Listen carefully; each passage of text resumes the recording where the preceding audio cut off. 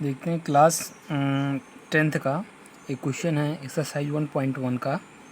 लिखा हुआ है कि यूक्लिड विभाजन प्रमेयिका का प्रयोग करके दर्शाइए किसी धनात्मक पूर्णांक का वर्ग किसी पूर्णांक यम के लिए 3m या 3m+1 के रूप का होता है। अब यहाँ पे देखिए हमने क्या किया, माना ए कोई धन पूर्णांक है, ठीक है ना। माना क्या, ए कोई धन पूर्णांक है और यूक्लिड विभाजन प्रमेयिका हम जानते हैं क्या होता है, ए बराबर बी क्यू प्लस आर। ए क्या होता है, भाज्य होता है। बी क्या होता है, भाजक होता है। क्यू क्या होता है, क्यू आपका आंसर होता है, ठीक है ना।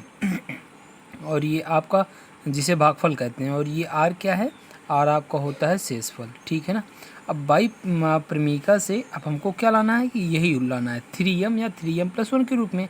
तो देखिए 3m या 3m+1 मतलब 3 किसके स्थान पे है, बी के स्थान पे है, ठीक है ना। तो मतलब उसने कह दिया कि भाजक क्या है, भाजक 3 ही होना चाहिए, तो b बराबर 3 हो जाएगा। तो यहाँ पे ये इक्वेशन कैसे बनेगा, a बराबर 3q प्लस आर। अब देखिए r क्या होगा, अब इसी 3 से r निकलेगा कैसे, 3 अगर भाजक है तो जो r होगा, जो शेषफल होगा वो क्या होगा, या तो 0 होगा या तो 0 से बड़ा और 3 से कम। 3 तो हो ही नहीं सकता, अगर 3 होता तो 3 से फिर से हम भाग कर देते, ठीक है ना। तो मतलब 3 से कम होगा, ठीक है। अब देखते हैं r बराबर क्या क्या हो सकता है। r बराबर 0 हो सकता है, 1 हो सकता है या 2 हो सकता है, ठीक है ना। अब यहाँ पे देखिए कि a बराबर क्या होगा, a बराबर जब हम 0 यहाँ पे रखेंगे r के स्थान पे तो क्या आएगा, a बराबर 3q आएगा। या अगर 1 रखेंगे तो कितना आएगा, a बराबर 3q+1 आएगा, हो सकता है ये भी हो जाए। या क्या कहते हैं, a बराबर 3q+2 भी हो सकता था यहाँ पे, तो a बराबर 3q+2 भी हो सकता है, ठीक है ना। अब देखते हैं उसने क्या कहा है, उसने ये कहा है कि यूक्लिड विभाजन प्रमेयिका का प्रयोग करके दर्शाइए कि किसी भी धनात्मक पूर्णांक का वर्ग, कोई भी धनात्मक पूर्णांक, इसमें क्या लिखा गया था कि किसी जो यूक्लिड विभाजन प्रमेयिका थी उसमें पूर्णांक का वर्ग, जो भी धनात्मक पूर्णांक है उसका वर्ग किसी पूर्णांक यम के लिए, अगर उस पूर्णांक का वर्ग हम करें, मतलब क्या कि अगर इसको लिया जाए तो दोनों, अगर इसका हम वर्ग करें तो इधर भी वर्ग करना पड़ेगा। तो देखिए यहाँ पे क्या हो जाएगा, a² बराबर 3q का स्क्वायर, ठीक है ना। अब a² बराबर क्या हो जाएगा, 9q²। और a² बराबर अगर हम इसको क्या लिखें, 3 × 3 क्या हो जाएगा, 3 × 3q²।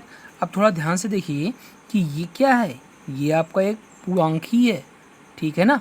अब देखिए यहाँ पे क्या कह रहा है कि किसी पूर्णांक यम के लिए, यम पूर्णांक यम है मतलब ये भी तो यम पूर्णांक ही रहेगा।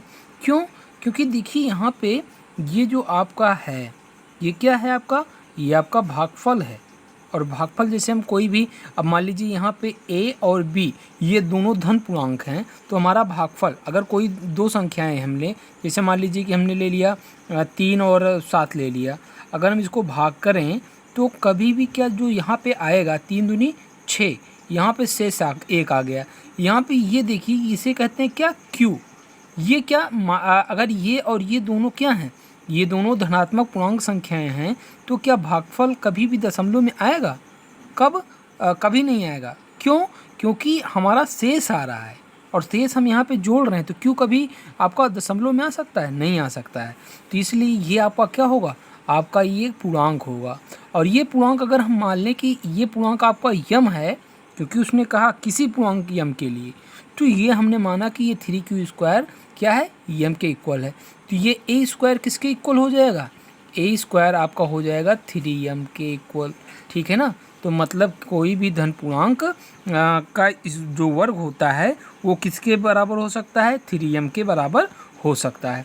अब दूसरा केस देखते हैं, यहाँ पे भी अगर हम दोनों पक्षों का वर्ग करें, क्योंकि उसने कहा वर्ग, अगर किसी भी धन पूर्णांक का हम वर्ग करें तो वो किस रूप का होता है, 3m या 3m+1 के रूप का। अगर हम इसको करें वर्ग तो a का स्क्वायर अगर करेंगे तो इधर भी स्क्वायर करना पड़ेगा, ठीक है ना। अब इसको सॉल्व करें कितना आएगा, 9q² प्लस में 1 प्लस में 6q, और यहाँ पे अगर इसको सीरियल से लिखें तो 9q² प्लस में 6q प्लस में 1, ठीक है ना। और इसको अगर हम करें तो 3, यहाँ पे देखिए इन दोनों में 3 कॉमन है, तो 3 हमने कॉमन ले लिया, यहाँ पे 3q² प्लस में 2q और ये बाद में +1।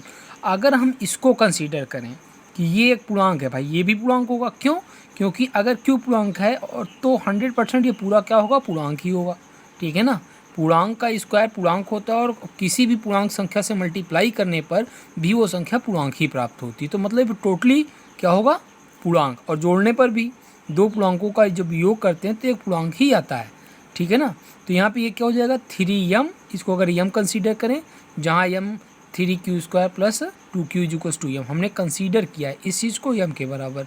ठीक है ना, तो ये क्या हो जाएगा 3m + 1। अब इसी प्रकार अगर इसको करें क्या आएगा, a² दोनों पक्षों का होल स्क्वायर किया, तो यहाँ पे जब सॉल्व करेंगे तो ये टोटली क्या आ जाएगा 3 और क्या कहते हैं 3q² प्लस में 4q प्लस में 1 और प्लस में ये जो 4 था, 4 को हमने 3 + 1 के रूप में लिखा। क्यों? क्योंकि हमको ये लाना है कि 3m या 3m + 1 के ही रूप में रहे।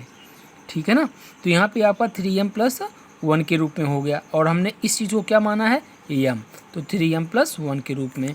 अतः कोई भी धनात्मक पूर्णांक का वर्ग 3m या 3m + 1 के रूप का होता है।